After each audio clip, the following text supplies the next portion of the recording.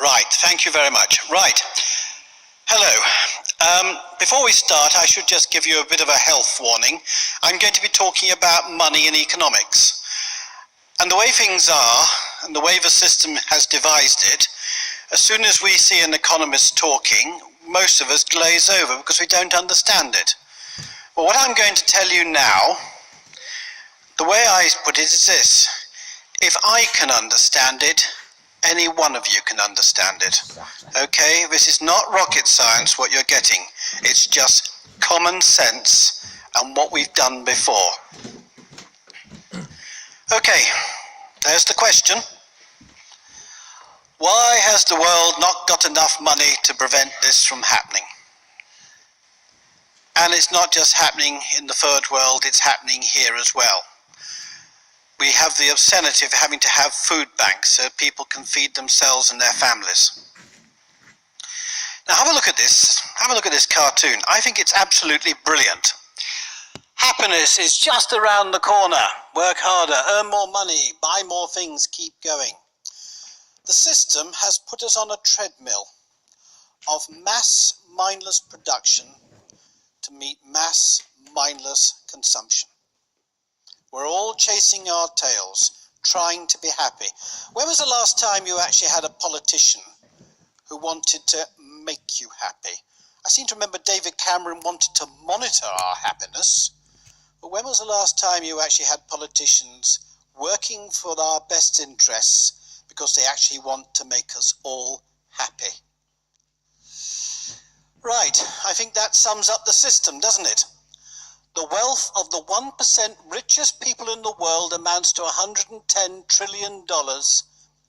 That's 65 times the total wealth of the bottom half of the world's population. It's crazy. It's obscene. So why on earth do we allow it to happen? Why do we allow a mere handful of dynastic psychopaths, because that's what they are, decide how much money the world has to spend? Can somebody answer that? I can't.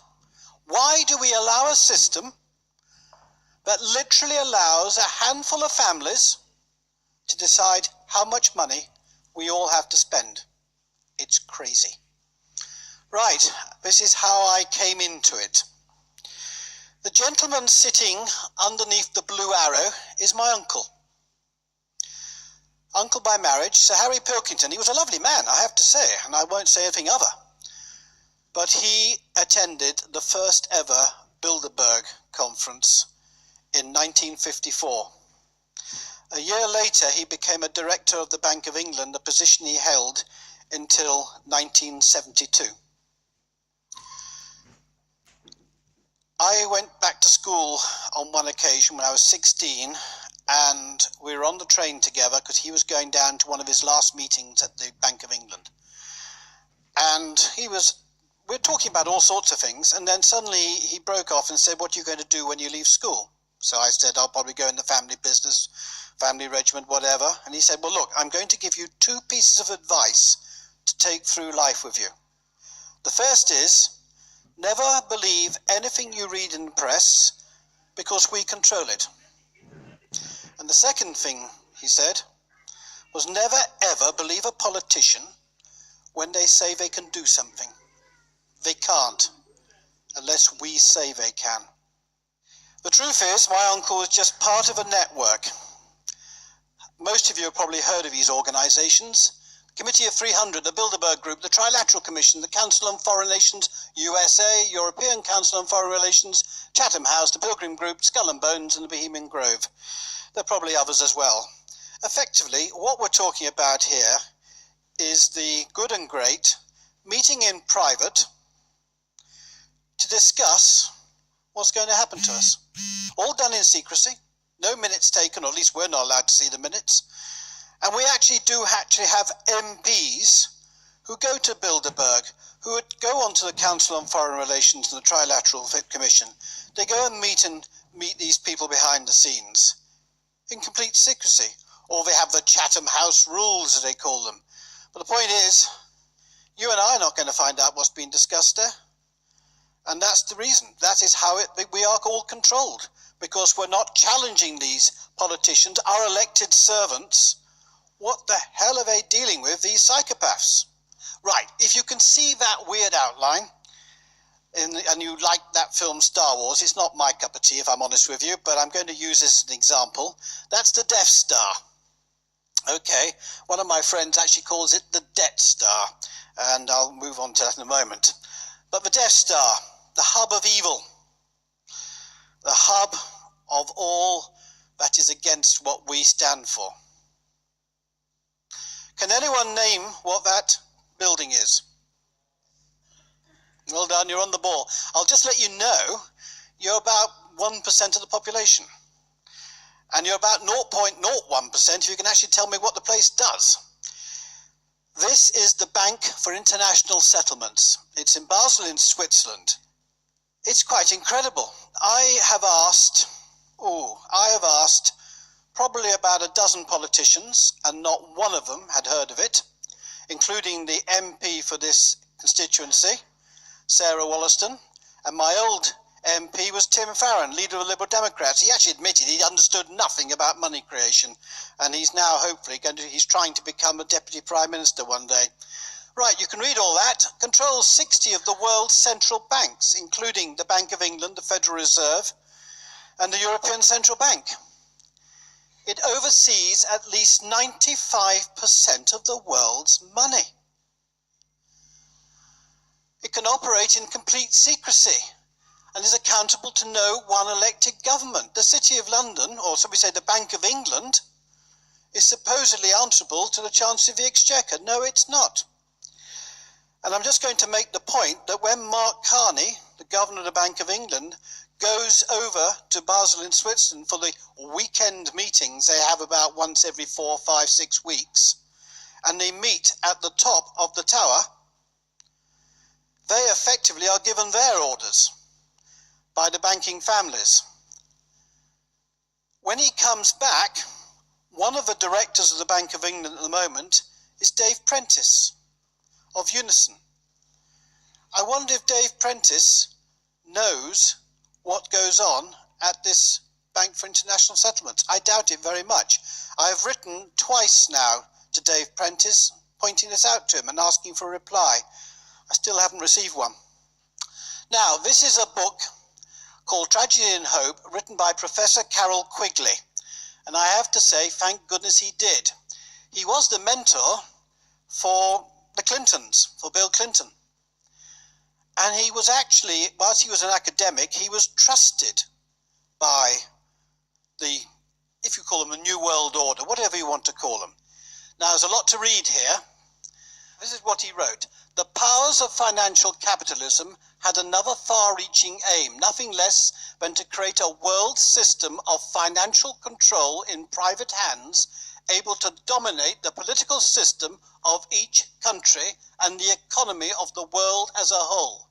This system was to be controlled in a feudalist fashion by the central banks of the world acting in concert, by secret agreements, arrived at in frequent private meetings and conferences.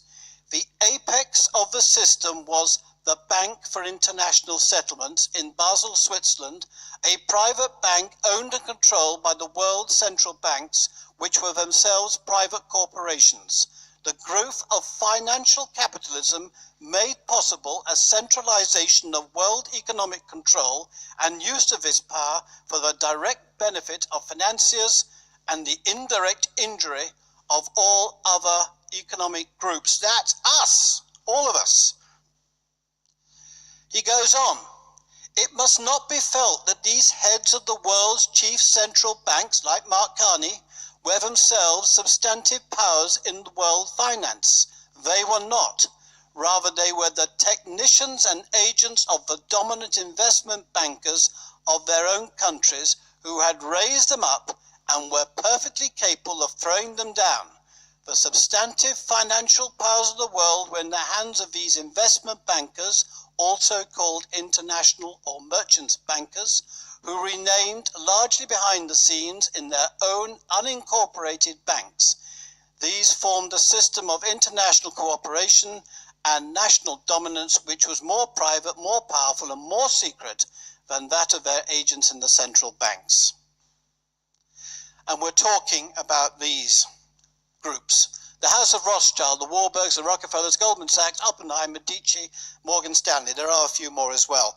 It is said that the Rothschilds are worth something in the region of $15 trillion.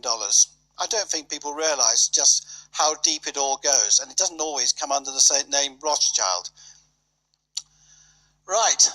What is the biggest lie affecting mankind? It is very simple, that sovereign nations have to borrow money, money that has been completely created out of thin air as debt from the private financial and banking sector. This is the big lie that all politicians of all political parties will not address. It is the big lie the economists will not address. It is the big lie that effectively all the system servers refuse to accept. Now, this is the Bank of England. This is from their quarterly report in the spring of 2014, I think it was. And this is the Bank of England actually admitting how money is created. In the modern economy, most money takes the form of bank deposits. But how those bank deposits are created is often misunderstood.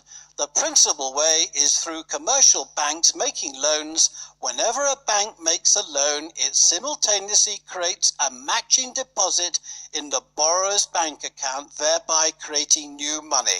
It is a case of simply putting one figure in one side of the ledger and another figure in the other. Congratulations, you've just created money. So when you hear on the media all these banks who are being caught doing something naughty, and you hear them being fined, how do you think they're going to pay that fine? They just merely enter the figure in one margin and out comes the other. It really is as simple as that. Now, the death of the Death Star. Looks rather an interesting picture like that now. To put it bluntly, if we bring in sovereign national credit, and I'll explain in a moment what all this is, but if sovereign nations created, issued and controlled all the money those nations needed to meet the security, prosperity and happiness of the people, then quite simply the central banking system of the world, the Rothschilds, all the people who control us, have their oxygen cut off. If these private bankers can no longer create the money for the world, they're finished. And quite literally the threat of the so-called New World Order, Illuminati, I've heard it called many things. But that threat will disappear because they can no longer control us. And Britain's solution for dealing with these banksters is the 1914 Treasury-issued debt-free and interest-free Bradbury Pound. That, by the way, is a picture of the second issue of the Bradbury Pound. Right, I'm going to give you a quick overview of the story of the Bradbury. Right, let me tell you a little story. I had already twigged that Abraham Lincoln had won the American Civil War because somebody said there's nothing to stop the US Treasury creating money that's based on the integrity of the US government. I love that word, integrity. I always joke with people that if it was based on the integrity of our present government, I doubt if we could have a meal out at McDonald's. Not that I would want to anyway. The point is, it should be actually the wealth of the nation, and that's what it was. The greenback dollar, it was created based on the wealth of the American nation, and Abraham Lincoln managed to win the American Civil War by being able to pay for it that way. He did actually approach the City of London, and they offered him 26, 33% interest, 36% interest, and he knew that if he'd gone for war loans, if he borrowed from the private banks, he would have put the United States of America in a debt noose. So he didn't, and he created his own money, paper money, and it was called the greenback dollar. Now, I'd actually read about that, and I thought, that makes sense. Why can't we have a greenback pound? Just applying common sense. So I wrote an article, which the UK column very kindly put in. About 3 months later, and I'll tell you exactly when it was, September 2012, the phone went. And my wife was in the kitchen and my daughter was doing her homework, and I picked up the phone and I said, "Yes, hello? Oh, is that Justin Walker?" I said, "Well, it might be." And he said, "Well, is that Justin Walker, the nephew of Sir Harry, later Lord Pilkington?" I said, "Yes." "Ah, good," he said. "My father wants to give you a message." So I thought, right. "My father was a director of the Bank of England with your uncle. And he's very ill. He's not long for this world. But he wants to give you a word to research." By this time, I was thinking, gosh, this is quite interesting. But then I realized there was no paper by the phone, no pen. My laptop was closed, and I thought, oh my God, he's going to give me something to write down, and I've got no way of doing it. So I blew on the window, and he said, "We want you to research the word Bradbury." So I wrote down Bradbury. He said, "If you research the word Bradbury, my father says you will find a solution to all of Britain's economic woes." So I said, "Right, thank you." He said, "Now, you won't be able to trace this call, but it's been nice talking to you. Please investigate, or worse to have fate." And he just said goodbye. I did 1471, number withheld. So I immediately got my laptop open, fed in the word Bradbury, and I got that nice lady, Bradbury or somebody, who goes around walking along walks and stuff. And then I got the chap who wrote the Martian Chronicles, and I thought, well, I'm not doing very well here. Bradbury, what does this mean? And then suddenly I saw Bradbury Pound, and this was basically the people who collect notes, Treasury notes and bank notes. So anyway, I eventually came across this chap, the Right Honourable Thomas Johnston MP, ex-Lord Privy Seal, author of The Financiers and the Nation, written in 1934. Now, this gentleman is quite unusual. He's a socialist, but he is probably one of the very few MPs I have never found a bad word said against. He was thoroughly honourable, and he's gone down in history as being the father of the Scottish hydroelectric scheme. He's actually done a lot of good work. Okay, next scheme. Now, he told the story thus. At the outbreak of the First World War, there was only £9 million worth of gold in the Bank of England. And in those days, the money was measured on gold. It was the gold standard. And the bankers knew that at the outbreak of war, that means a huge amount of uncertainty. And some people would prefer to get their money out and stick the gold under the pillow or under the mattress or wherever. And they realized that if all the people did that, or a sizable number of the people did that, there was going to be a run on the banks. And that's about the last thing you want when a country is mobilizing for war. Now, David Lloyd George was the Chancellor of the Exchequer at that time, and the top bankers went to see him.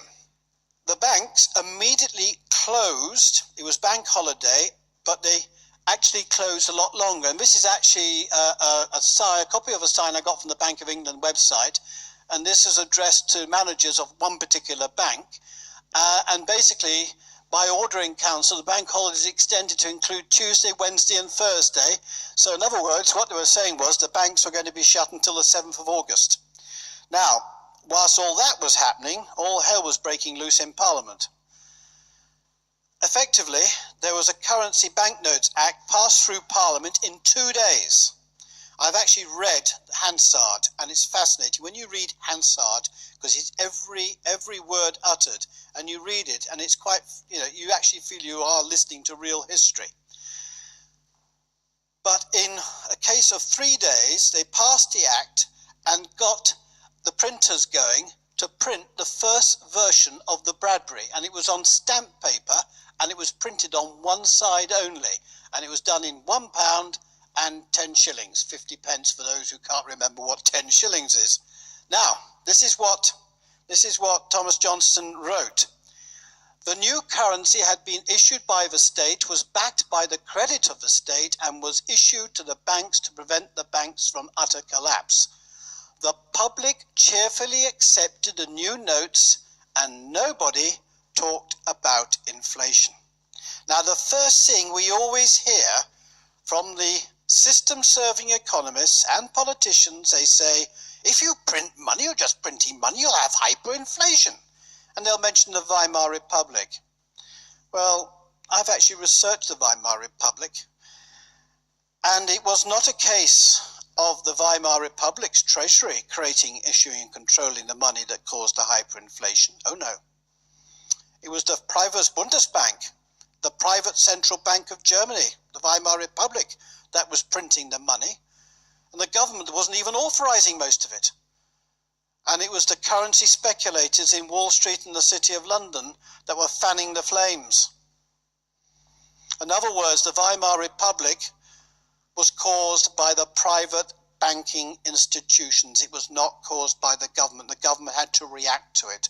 So when you see those pictures of a gentleman going to the baker's to buy a loaf of bread with a barrow load of paper money, and that happened in Zimbabwe as well, and again the big multinational companies played their part there. So printing money, if done properly, works. Now, 1914, they've printed £300 million worth of Bradburys. Debt-free, interest-free, no national debt, no additional extra money going on to the national debt. Suddenly, David Lloyd George had second thoughts, and he said, hang on a moment, we will phase this out. We will phase the Bradbury out. Now, this is a lovely slide, this. Why did he suddenly phase out the Bradbury pound? In fact, the last Bradbury came out in about 1926, but suddenly, to win the war, they suddenly wound it down. Instead, the bankers said, we want you to go back to selling us bonds, 3.5%, 4.5%, 5.5% interest. In other words, with the Bradbury pound, the bankers could not make a killing out of the killing. So they had to do something. They'd been bailed out. A collapse of the banks had been stopped in 1914. But then the bankers realized they couldn't make a killing out of the war itself. And as we all know, bankers like wars. They like selling, they like loaning money to build up the weaponry. They like to loan money for the killing, for the armaments. And they like to loan money then to rebuild the countries after the war. Wars are good for the private bankers, and it's been the same ever since the Second World War. Let's have a look at this slide. I had great fun doing this last night. Right, the corporation, City of London.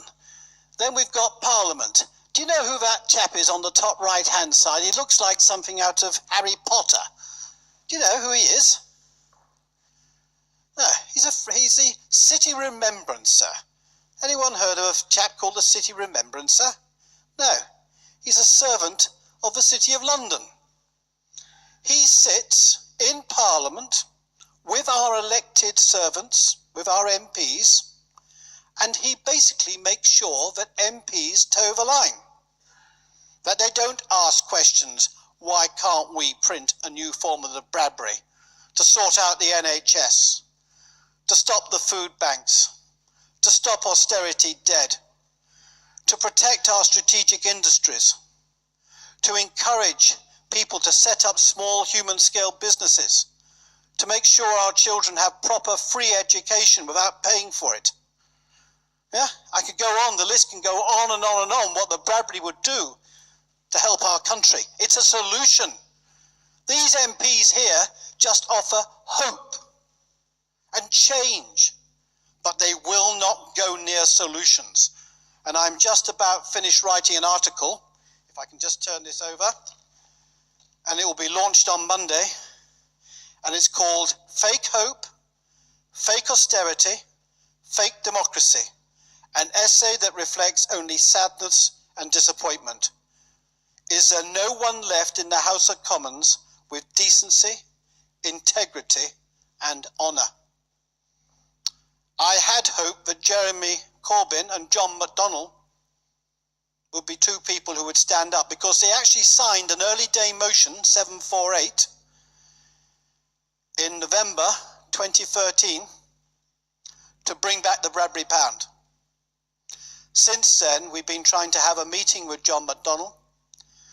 And we have repeatedly emailed them with all the things about the Bradbury Pound that they know about. They don't want to act. They don't want to make a move at all. I think you are right, Sasha. I think the remembrance, he looks, as I said, he looks a weird figure, but he is extremely powerful. By the way, have you seen the checkboard? No. Have a look at our Freemasonry friends here from the City of London. And of course, they're on their checkboard as well. And of course, down below, there we are. That's the Chancellor's dinner, you know, when he speaks. We've got the Bank of England. Then we've got the common purpose sold, and Brian will probably touch on that later on, but effectively all our politicians are, I'm afraid, towing the line of the City of London and the bankers. It is very sad to say this, but our elected servants are not serving us. They are serving the corporate elite. Okay. Now, it's time to take back our country. Gosh, I thought I was going to break into Churchill then. Sorry, I don't. On November the 18th, 2016, 520 people met at the Guildhall, Winchester, to unanimously pass the Winchester Declaration. Now, you can go online and you can read it, but basically it falls into two parts. The first part we haven't discussed, but we're just going to briefly, and it is probably the most important part. Do you remember we've just had the Supreme Court? A highly dubious organisation, if ever there was one, because it was created in the time of Tony Blair and all that sort of stuff. But the Supreme Court made their announcement that Parliament was sovereign. Parliament is not sovereign. You are. We are. We, the people, are sovereign. And the way we do this is to refer back to Magna Carta 1215 and before then, because Magna Carta is merely enshrining what had gone before, the common law, the law of the land, God's law, common law, natural law, it doesn't matter what you call it. It is common sense, and it is the jury-led system. That is, if you go up for trial, you go before your peers, and they decide whether you are reasonable or unreasonable. They even decide what your fate should be if you were considered unreasonable, guilty in other words. But, and this is something you don't know, or at least the judges don't tell people when you are acting as on a jury has an absolute right to annul bad legislation passed by our servants in Parliament. Quite simply, they find somebody not guilty, even though the statute may have been breached by that individual, because bear in mind, Parliament do not pass laws. They pass statutes. They're acts. They're not laws. Law is the common law. And people don't realize this. So in fact, we the people can ultimately keep control of what they get up to in Parliament. And have you noticed now that Parliament has literally created thousands of statutes to micromanage our lives? When in fact, under the common law, you are free to do whatever you like until you breaches somebody else's freedom. And that's when common sense then kicks in and you have a trial. Common law is about you don't cause harm to anyone, you don't cause loss to anyone, you don't commit a breach of the peace, and you don't conduct your affairs with mischief. Which of course is exactly what the private banking world do. And this is our secret weapon to use against them. I'm just doing a humble parking ticket. Humble parking ticket. It's great fun because I've simply said I will pay it. But first, I want a letter written by a human being with a soul, written in wet ink, that PCN, parking ticket, is both legal and lawful. Oh, it's legal because the MPs or the councillors have passed it in, what is considered to be democracy.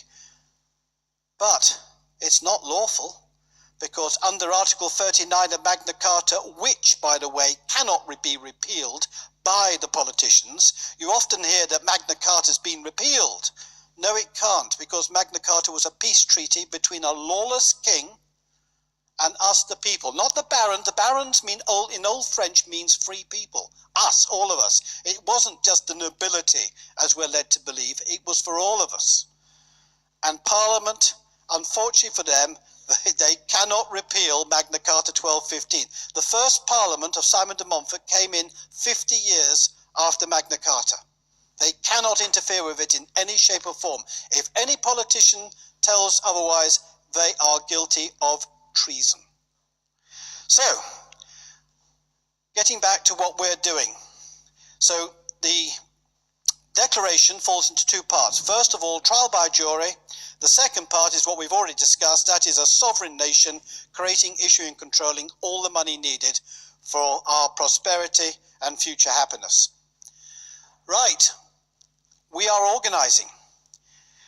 You've probably seen that quite a few local groups are actually helping people who are having their houses, businesses taken off them unlawfully by the banks. Remember, the banks create money out of thin air as debt. And quite simply, we are seeing through all the paperwork. We have got people who, county courts. Just give you an example. A county court, a judge acts as judge and jury. That is alien to the common law. No jury involved. That judge is guilty of treason because his oath of office is to uphold the law of the land. And we actually did arrest a judge in Birkenhead about 5 years ago now. Suddenly 500 people turned up from nowhere and took them by surprise. This is going to happen all the time now. People are waking up to the truth. So, we are coming to a street near you. We are going to come with the rule of law. We're going to return back to what is rightfully ours. Right, this is the advert now. We had the Winchester Declaration. We've drawn our line in the sand. We're not retreating from that. We're only going to advance. But to advance, we've got to become a mass movement. We've got to become not organized. We're not hierarchical. We want to be linear. But we want to have hubs of activity all around, waking people up to the truth about their own past, to empower people, to show them what they can do against this evil. Because that is what's happening. Because there's one aspect I've not mentioned today, and that is child abuse and establishment-led paedophile rings. Now, I think Brian will probably touch on that in more detail.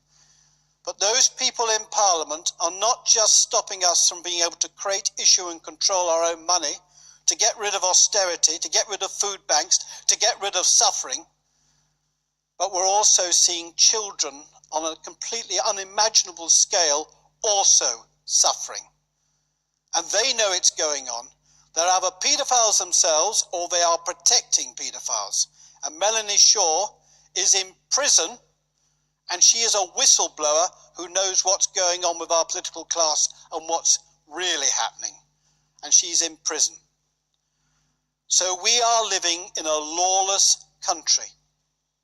But there are solutions. And that is now the next stage. We're going to become a movement, a mass movement, armed with solutions. Not hope, not offering change.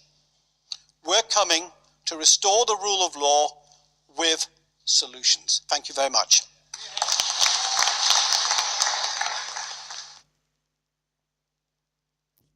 Time for truth, I've put on the bottom of that. Thank you.